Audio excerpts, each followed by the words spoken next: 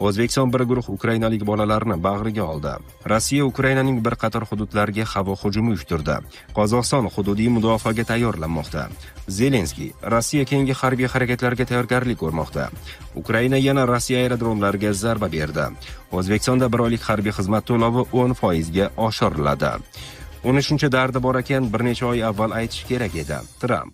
Понял? Я вернулся, понял, мне этот тротуар, мне похуй, я по дороге хожу.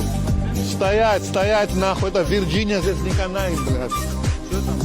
O'zbekiston bir guruh ukrainalik bolalarni bag'riga oldi. Qurbon hayiti arafasida O'zbekiston tomonining ko'magi bilan bir guruh ukrainalik bolalar dam olish va reabilitatsiya uchun Toshkentga keldi. 12 kun davomida ular maxsus dam olish va psixologik tiklanish dasturi ko'zda tutilgan. Bolalar Ukrainaning jangovar harakatlaridan aziyat chekayotgan turli viloyatlarda, xususan Kharkov, Xerson, Nikolayev, Zaporojye, Sumy, Xmelnitskiy, Lvov va Kiyev shaharlaridan tashrif buyurishgan.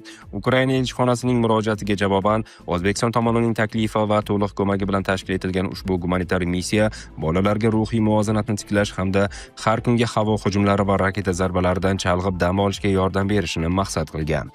Tashrif dasturi juda mazmunli bo'lib, bu O'zbekiston davlat organlarining misli ko'rilmagan darajada jalb etilganidan dalolat beradi. Uni amalga oshirishda mamlakatning deyarli barcha tegishli vazirlik va idoralar ishtirok etmoqda, deyiladi Ukrainaning O'zbekistondagi elchixonasi xabarida. Ukraina yana Rossiya aerodromlariga zarba berdi.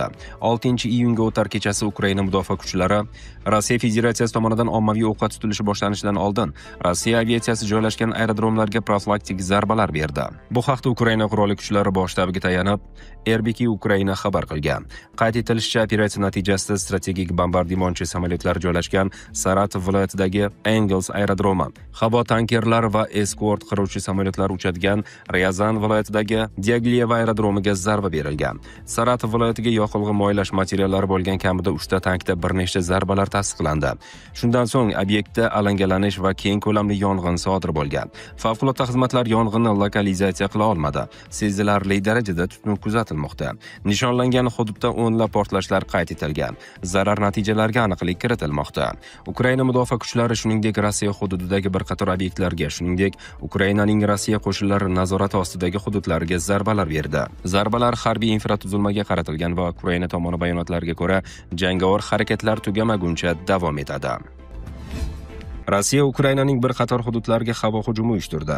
Kharkov keng ko'lamli urush boshlanganidan beri eng kuchli hujumlarni boshdan kechirmoqda. 1,5 soat ichida shaharda 40 dan ortiq portlash sodir bo'ldi. Dushman bir vaqtning o'zida raketalar, shahid dronlari va boshqariladigan aviabombalar bilan zarba bermoqda, deb yozgan shahar meri